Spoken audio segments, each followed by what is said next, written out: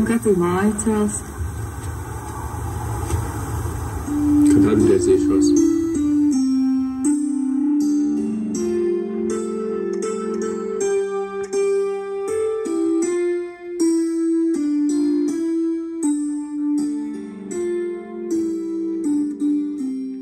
Latvija.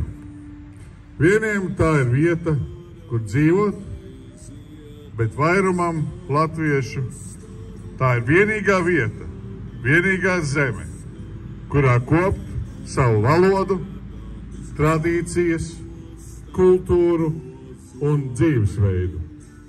Šodien Lāčplēša dienā pieminam tos, kuri tolaik 1919.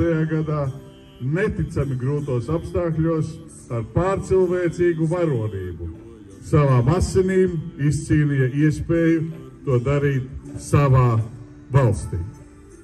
Un šī diena jo īpaša ir valka, jo Latvijas valsts pamati šeit tika ielikti jau 1917. gadā. To izdarīja Latviešu pagaidu Nacionālā padome. Un daudzi tie cilvēki, kas toreiz lika to pamatu, pēc tam bija Ziemeļlatvijas brigādē, kas spēlēja izšķirošu lomu Cēsu kaujās, kad Latvijai bija izšķiršanās būt vai nebūt.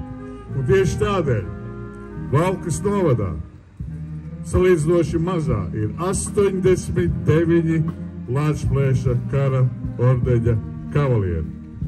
Sākot no vienkāršiem kareiviem un beidzot ar ģenerāļiem.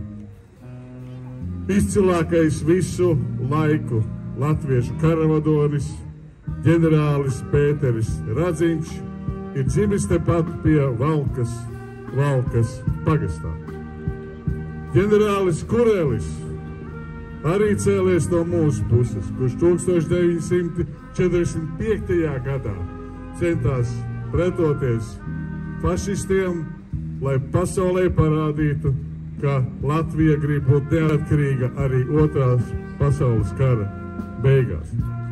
Tepat blakus varoņu kapiem dus Latvijas armijas leitnants Ādolfs Maršals, kurš izglāba mūsu kultūras namu 1941. gadā. Un tieši tādēļ mums ir tik svarīgi atcerēties šos vīrus, jo, diemžēl, vēsture mēdz atkārtoties. 1941. gadā padomju okupanti nomocīja 50 latviešu ģenerāļus. 50 ģenerāļus.